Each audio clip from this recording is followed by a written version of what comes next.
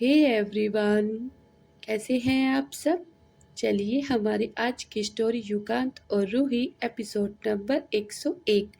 पृथ्वीराज जी का युगांत से बात करके युगांत का चेहरा उतर गया था। उसके चेहरे को देखकर रूही बोली, क्या हुआ काका सा को, उन्होंने कुछ किया है क्या। नथिंग स्पेशल किट्टू, फ्रेश हो जाओ, हम मीटिंग के लिए जा रहे हैं। युगांत रूही के माथे को चूमते हुए उसके ऊपर से उठते हुए बोला। रूही ने मुंह बनाते हुए उसे देखा और फिर धीरे से बोली, इसका काम हो जाए फिर इन्हें अपना बिजनेस दिखता है, ये नहीं कि बीवी थक गई होगी तो आराम कर ले। सच कहती हूँ मैं इन्हें भेड़िया कहीं के। रूही की आंखें बंद करके अपनी चिड़ी हुई सांसों को काबू करते हुए बोल ली थी, लेकिन उसकी बात सुनकर युगांत की आंखें छोटी हो गई और वो फिर से उसके ऊपर लैंड होते हुए बोला, तुम्हारी ही फिक्र है इसीलिए एक राउंड में छोड़ रहा था, पर नहीं, तुम्हें तो भेड़िए की ताकत देखनी है ना, आओ फिर। युगांत की बात सुनकर रूही एकदम से हड़बड़ा गई और जल्दी से उसके ऊपर से उठते हुए बोली, सॉरी सॉरी राणा जी। अपनी आंखें छोटी करते हुए, एक मिनट, आपने आपने क्या कहा अभी। एक नहीं 2 राउंड किए हैं आपने। मज़ा तो तब आएगा ना जब 3 या 4 राउंड होंगे। युगांत ने अपनी आंखें शरारत से विंग करते हुए कहा तो रूही की सांसें उसके गले में अटक गई। रूही ने अपनी लड़खड़ाती हुई जुबान से धीरे से कहा, राणा जी, राणा जी, आपकी मीटिंग थी ना, चलिए चलिए हमें देर हो रही है। युगांत ने उसे घूर कर देखा और कहा, तुम्हें क्या लगा माऊ, मैं तुम्हें छोड़ने वाला हूँ। रूही ने बेचारा सा मुंह बनाकर उसे देखा और फिर अपनी क्यूट सी आवाज में धीरे से बोली, प्लीज ना राणा जी, मेरी तो पूरी कैपेसिटी खत्म हो गई है, अब मुझसे नहीं होगा। रूही की बात सुनकर युगांत ने अपनी आंखें छोटी की और उसे देखते हुए बोला, मैंने तो सुना है कि मेल से भी ज़्यादा फीमेल में ज़्यादा सेक्स करने की क्षमता होती है, फिर तुम तो 2 राउंड में थक गई हो माऊ। युगांत की बात सुनकर रूही की आंखें नहीं बड़ी बड़ी हो गई और वह युगांत को घूरते हुए बोली, लगता है राणा जी, आपने इस विषय पर काफ़ी ज़्यादा गहरी रिसर्च की है, जो आप मुझसे बात बात पर ऐसे क्लास लगा देते हैं। युगांत ने अपने कंधे उचकाते हुए कहा, यू नो ना माऊ, आई एम बिजनेसमैन, सो मुझे सब तो सीखना ही चाहिए ना, ताकि मुझे पता हो। रूही ने मुंह बनाते हुए कहा, काफ़ी गहरी रिसर्च की है, सिर्फ इसीलिए कि नहीं आप बिजनेसमैन हो। मुझे अच्छे से पता है आपने इस विषय पर क्यों ज़्यादा रिसर्च की है। रूही की बात सुनकर युगांत एकदम से झेप गया। यह तो सच था, उसे अपनी बीमारी के लिए काफ़ी कुछ रिसर्च करना पड़ा, जिसमें सेक्स से रिलेटेड ही सब था, इसीलिए उसे सेक्स के बारे में काफ़ी कुछ पता था। और सबसे बड़ी बात, वो खुद एक लैब चलाता था जिसमें उसने मास्टर की हुई थी, पर बात सिवाय उसे क्लोज लोगों के किसी और को पता नहीं थी। युगांत ने रूही की दिमाग की दाद देते हुए उसके ऊपर उठते हुए बोला, चलो चलकर फ्रेश हो जाते हैं, मीटिंग के लिए देर हो रही है। कहते हुए वो जल्दी से वॉशरूम की तरफ जाने लगा, जिसे देख रूही ने उसके बम पर तकिया फेंकते हुए कहा, अगर मुझे पता चला कि आपने मेरे सिवा किसी और को छुआ है तो आप याद रखना मिस्टर युगांत सिंह राणा। रूही की हरकत से युगांत की अब आंखें हैरानी से बड़ी हो गई। आज तक यह लड़की उससे बहुत कम डरने लगी थी। कम क्या, डरना ही बंद हो गया था इसका। और ऐसी ऐसी हरकतें करती थी जिसका कोई तोल माप ही नहीं था। युगांत ने अपनी आंखें छोटी की और तेज कदमों के साथ रूही के पास जाने लगा, तो रूही जल्दी से दूसरी तरफ बेड से छलांग लगा दी और तेजी से भागते हुए वॉशरूम की तरफ चली गई। वहीं युगांत भी तेजी से उसकी तरफ भागा। रूही ने बाथरूम का दरवाजा बंद करने की कोशिश की, लेकिन हाय रे उसकी फूटी किस्मत, तब तक युगांत ने दरवाजे पर हाथ रख दिया था और अपने एक हाथ से ही धक्का देते हुए वह सीधा बाथरूम के अंदर घुस गया। अब रूही बेचारी इत्तू सी थी, उसके एक धक्के से वह पीछे हो गई और युगांत को घूरने लगी, तो युगांत ने बाथरूम का दरवाजा बंद किया और फिर रूही को देखते हुए अजीब तरीके से मुस्कुराने लगा, जिसे देख रूही ने जल्दी से अपने हाथों को अपने पैरों को क्रॉस करके दीवार से चिपक के खड़ी हो गई। युगांत उसकी हरकत देख अब मंद मंद मुस्कुराते हुए बोला, किससे छुपाने की कोशिश कर रही हो तुम मऊ? मुझसे, कहते हुए युगांत ने रूही के ऊपर से नीचे तक एक नजर घुमाई, जिसे देख रूही एकदम से शर्म से पानी पानी हो गई। युगांत ने जल्दी से उसकी गर्दन में हाथ डाला और उसे अपनी तरफ खींचकर उसके पेट को पकड़कर उसके बम पर 2-3 थप्पड़ लगाए। फिर रूही के चेहरे को देखते हुए हंसते हुए बोला, इंटरेस्टिंग, वेरी इंटरेस्टिंग, काफ़ी अच्छा साउंड आ रहा है। इससे रूही को ऐसा लग रहा था मानो यह बाथरूम की टाइल टूट जाए और वह रूही सीधा यहाँ से सीधे जमीन में धंस जाए। उसे इतनी ज़्यादा शर्म आ रही थी, उसकी कोई सीमा नहीं थी। वो बेचारा सा मुंह बनाकर युगांत के हाथ से थप्पड़ खा रही थी। अब युगांत का मन भर गया, उसने धीरे से रूही को छोड़ दिया, तो रूही ने उसे एक लुक दिया और चुपचाप जाकर शावर के नीचे खड़ी हो गई। युगांत भी उसके पास जाकर खड़ा हो गया और उसके पूरे बदन पर अपने हाथ घुमाते हुए शावर लेने लगा। वहीं कुछ वक्त बाद युगांत और रूही फ्रेश होकर मीटिंग हॉल की तरफ जा रहे थे। युगांत का इस वक्त एक हाथ उसके पैंट के जेब में था और दूसरे हाथ से उसने रूही का हाथ कसकर पकड़ा हुआ था। रूही भी सब कुछ देखते हुए आगे बढ़ रही थी। जिस तरफ वह मीटिंग हॉल की तरफ जा रही थी, वहाँ का एरिया बहुत काफ़ी ज़्यादा बड़ा और लग्जरियस था। उसके आसपास कुछ भी नहीं था, सिर्फ कुछ शॉपीस चीज़ों के, जिससे वहाँ का लुक और ज़्यादा अच्छा लग रहा था। रूही सब कुछ देखते हुए युगांत के साथ आगे बढ़ रही थी। ब्राउन पहले से मीटिंग हॉल के दरवाजे पर खड़ा था, क्योंकि बहुत देर से सब लोग मीटिंग हॉल में युगांत का इंतज़ार कर रहे थे।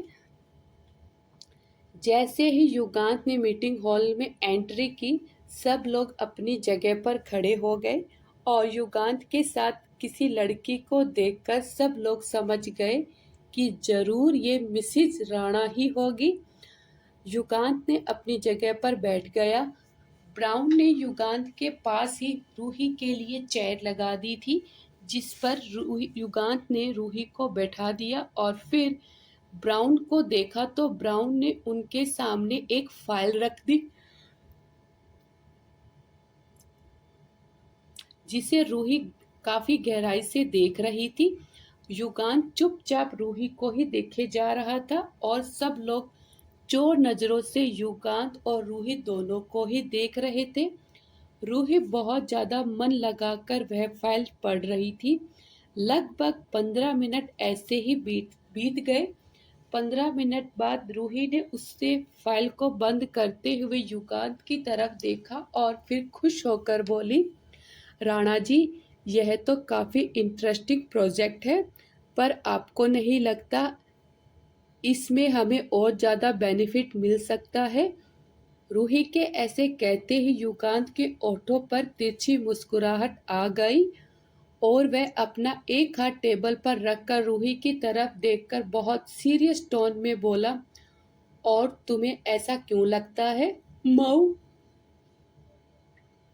युगांत की बात सुनकर रूही ने अपनी आंखें छोटी की और फिर उसे फाइल को फिर से ओपन करके युगांत को उसमें कुछ आंकड़ों पर उंगली दिखाते हुए बोली, यह देखिए, आपने ये जो चॉकलेट की प्राइस लिखी है, एक चॉकलेट 10 रुपए की लिखी है और इसकी सेलिंग आपके मुताबिक 60 रुपए है, 60% है। पर अगर हमने यही चॉकलेट 15 रुपए में 2 कर दी और इसकी साइज़ कम कर दी तो हमारी सेलिंग की परसेंटेज मैक्सिमम 70 से 75 तक बढ़ जाएगी, जिसमें हमारा बेनिफिट और ज़्यादा हो सकता है।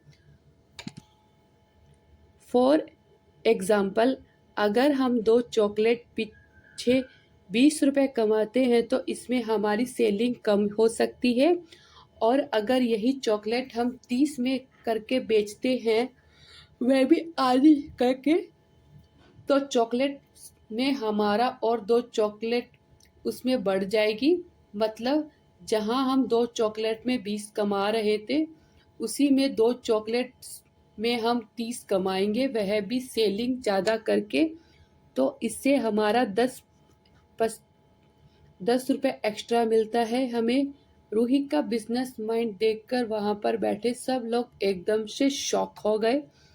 वहीं युगांत के चेहरे पर गहरी मुस्कुराहट आ गई और वह रूही को देखकर मुस्कुराते हुए बोला, तो तुम्हारे मुताबिक हमारे इस प्रोजेक्ट की सेलिंग 60% से 75 से 80% तक बढ़ सकती है?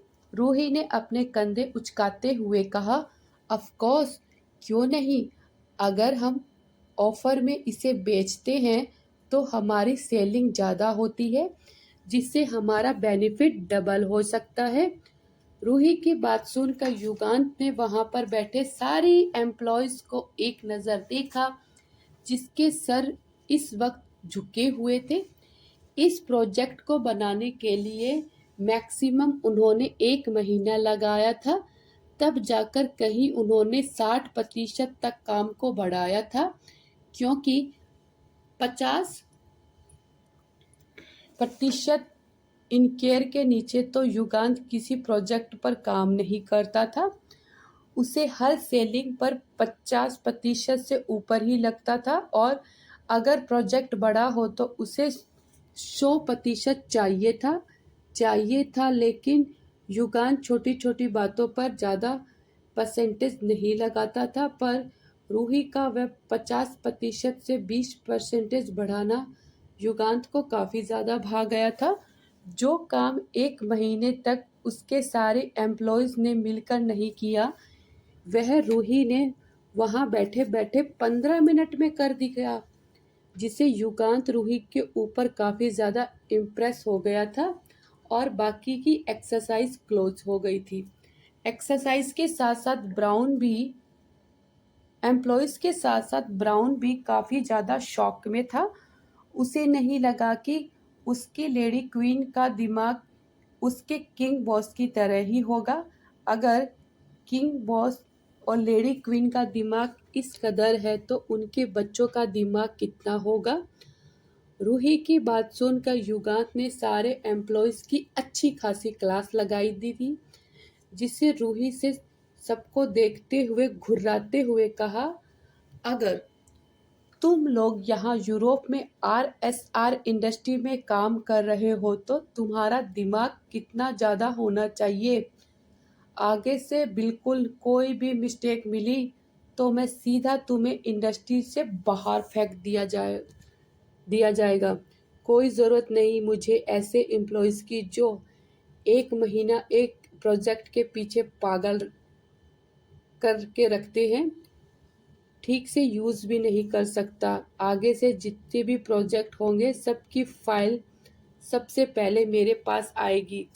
युगांत ने जैसे सबकी क्लास लेनी शुरू कर दी, रूही का मुंह बन गया और वह चुपचाप युगांत को देखने लगी, लेकिन युगांत ने रूही के ऊपर एक नज़र भी नहीं डाली देखा, क्योंकि काम के मामले में वह बहुत ज़्यादा सीरियस सिग्नेचर था।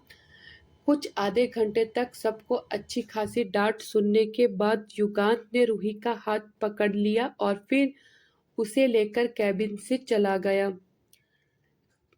काफी वक्त बीत चुका था। खाना खाने के बाद युगांत और रूही ऑफिस में ही थे और आज रूही मन लगाकर युगांत को काफी सारे प्रोजेक्ट में हेल्प कर रही थी, जिस कारण युगांत का एक दिन में ही काफी ज्यादा भार हल्का हो गया था, क्योंकि युगांत की स्पीड इतनी ज़्यादा थी कि उतनी ही रूही की भी थी। काम करने की स्पीड तेज थी और वह अब मन लगाकर अपना काम बहुत सटीक तरीके से कर रही थी, जिस कारण युगांत को उस काम पर अपने एक नज़र डालने की भी ज़रूरत नहीं महसूस की। कब शाम से रात हो गई, उन दोनों को कोई खबर नहीं थी। उन दोनों ने ऑफिस में ही अपना डिनर कर लिया था। उसके बाद रात के 10 बजे दोनों भी पैलेस लौट आए थे। अब तक लोग सो गए थे। रूही ने आते ही शावर लिया और युगांत का इंतजार किए बिना ही सो गई थी। युगांत भी फ्रेश होकर उसके पास लेट गया। उसने रूही के कंधे होते हुए चेहरे को देखा और फिर उसके माथे को चूमकर उसे अपनी आगोश में भरते हुए सो गया। वहीं अगली सुबह प्रताप हाउस में नहीं, RSR इन पैलेस। तभी रात को ही नोवा को लेकर RSR पैलेस आ गया था। सब लोग हॉल में बैठे थे। देव भी इसी वक्त हेलीकॉप्टर से वापस आ गया था। मीरा इस वक्त भी राम के पास ही बैठी हुई थी। सब लोग राम को देखने के लिए उसके कमरे में आ गए थे। मीरा को वहां पर देखकर सबकी आंखें एकदम से छोटी हो गई। रूही ने मीरा को देखते हुए पूछा, दी आप इस वक्त यहाँ पर, सब ठीक तो है ना? जैसे ही मीरा ने रूही की आवाज़ सुनी, वह हड़बड़ाते हुए बोली, हाँ हाँ, वह मैं यहाँ से गुजर रही थी तो ना, बस देखने के लिए आ गई कि इन्हें कोई ज़रूरत नहीं है क्या? राम ने उसे अपनी आंखें छोटी करते हुए देखा और फिर उसे फुल इग्नोर कर दिया। उसकी यह हरकत ना जाने क्यों मीरा को चुभ सी गई थी, लेकिन वह कुछ भी नहीं बोली। राम ने मिलने के बाद उसकी हालत एकदम से पूछ खराब हो गई थी। राम से मिलने के बाद उसकी पूछताछ करने के बाद सब लोग वहां से अपने अपने कमरे में चले गए। आज भी रूही युगांत के साथ ऑफिस चली गई थी और मीरा क्लास का बहाना करके राम के पास ही बैठी हुई थी। Thank you guys, thank you for watching. Please guys मेरे चैनल को सपोर्ट कीजिए। मैं रोज़ अच्छी अच्छी स्टोरी आपके साथ ढूंढ कर शेयर करूँगी। प्लीज़ गाइस मेरे चैनल को सपोर्ट कीजिए, बेल आइकन दबाना ना भूलें और यह स्टोरी अपने फ्रेंड सर्किल के साथ ज़रूर शेयर कीजिए। Thank you so much.